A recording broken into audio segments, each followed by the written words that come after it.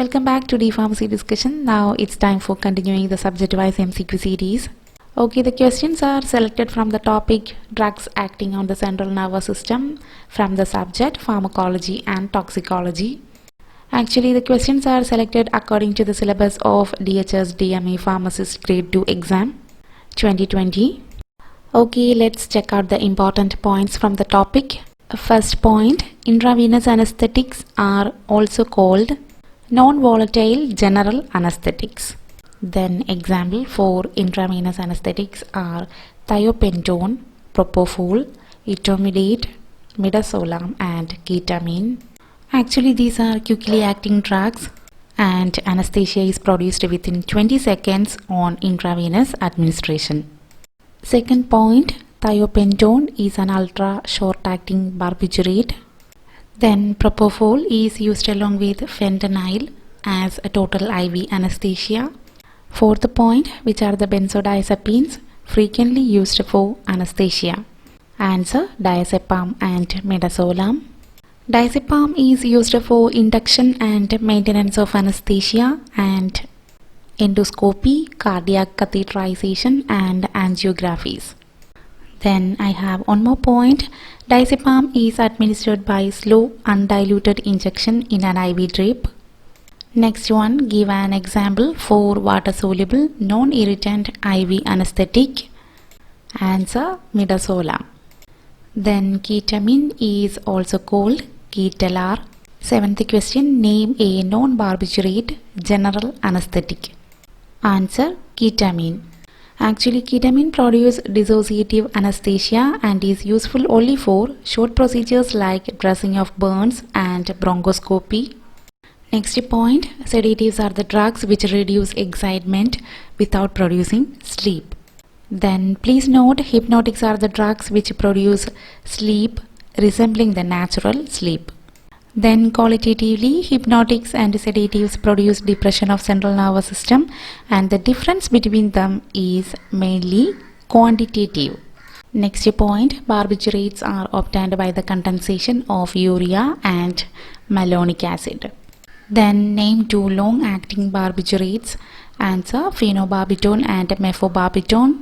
Next point, thiopentone is an ultra-short-acting barbiturate. Then other examples for ultra-short-acting barbiturates are hexobarbital and methotrexate. Next point, phenobarbital have a phenyl group at the fifth carbon atom have anticonvulsant effect. Then diphenylhydantoin is phenytoin. Actually, it is the most important hydantoin derivative and it acts by normalizing the lower threshold for seizures. Next point, phenytoin reduces sodium concentration in brain cells which leads to decrease in answer PTP, that is post-tetanic potentiation. Next point, sodium valproate is called valproic acid. Sodium valproate is highly effective in petit mal epilepsy and it is ineffective in focal cortical epilepsy and temporal lobe epilepsy. And the mechanism of action is like inhibition of gamma aminobutyrate transaminase or by potentiation of postsynaptic GABA activity. Then one more point, it is an aliphatic carboxylic acid. Then question number 16, carbamazepine is included in the immunostilbinous classification of anti-epileptic drugs. Actually, carbamazepine is a tricyclic compound and has a structural similarity to imipramine. Then it is more effective in temporal lobe epilepsy. It is also effective in grand mal epilepsy. Then 17, give an example for anticonvulsant drug included in the category of succinimide. Answer, ethosuximide.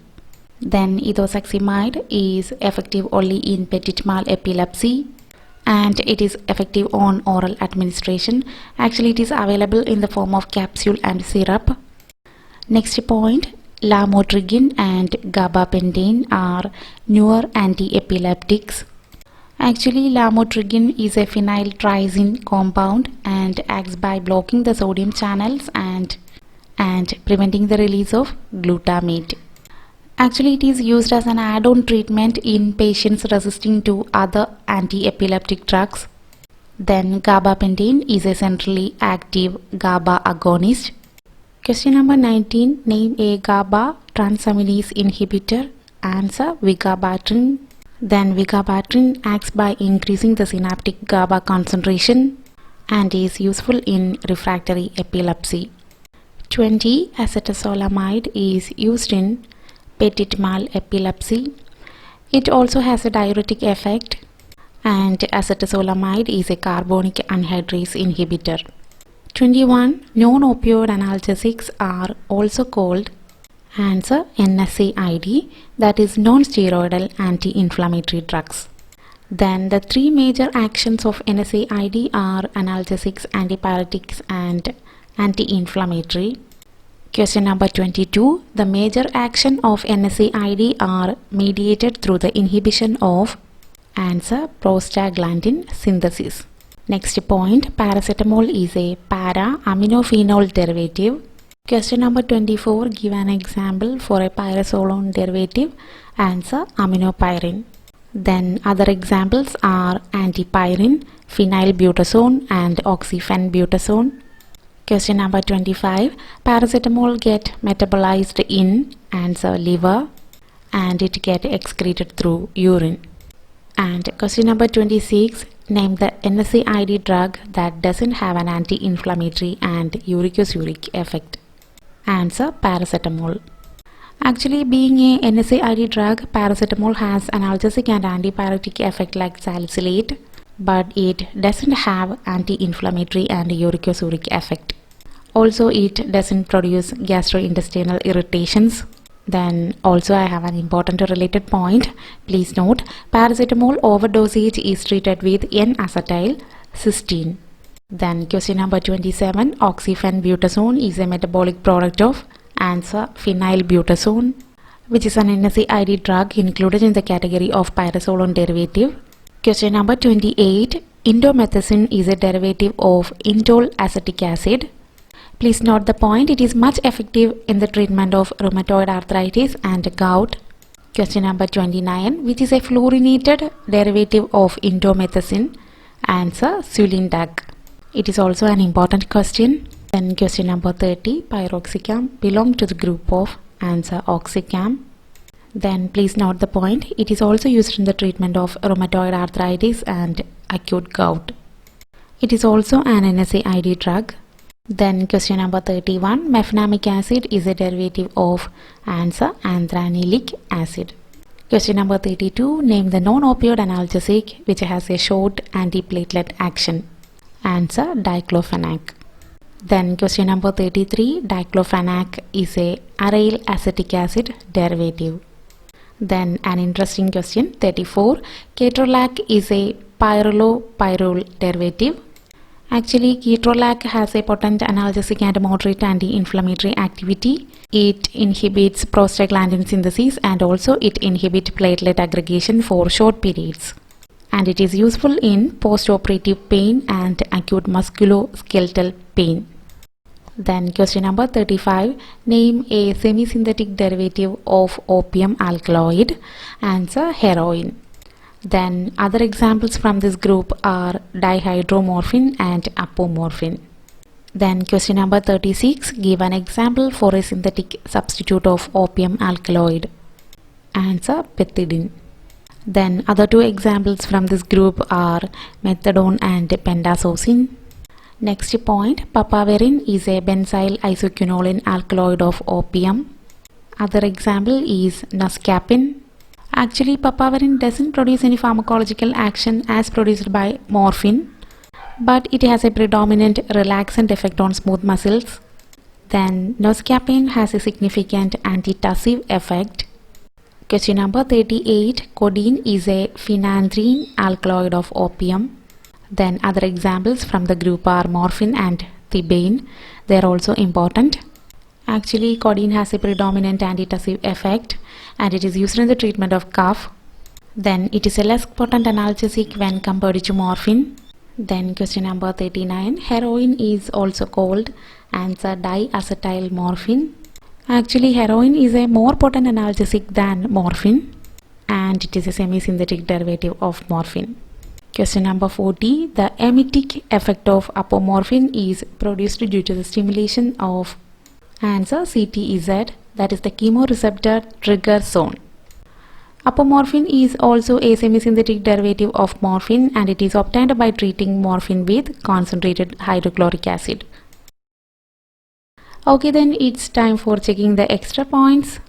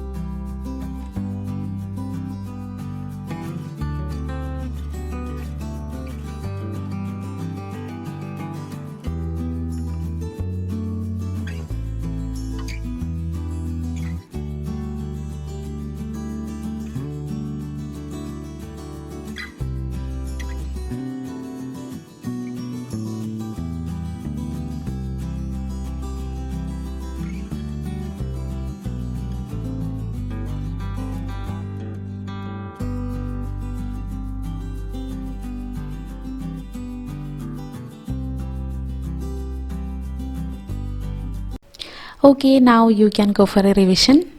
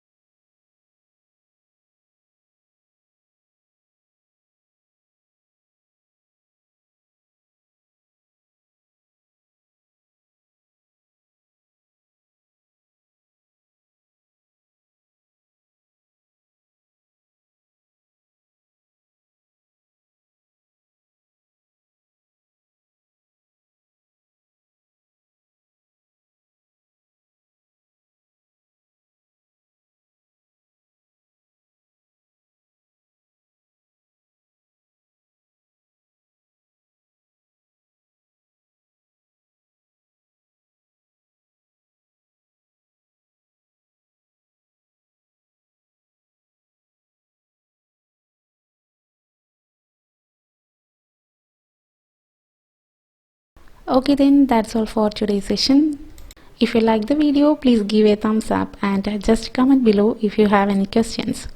Please do subscribe. Thank you so much.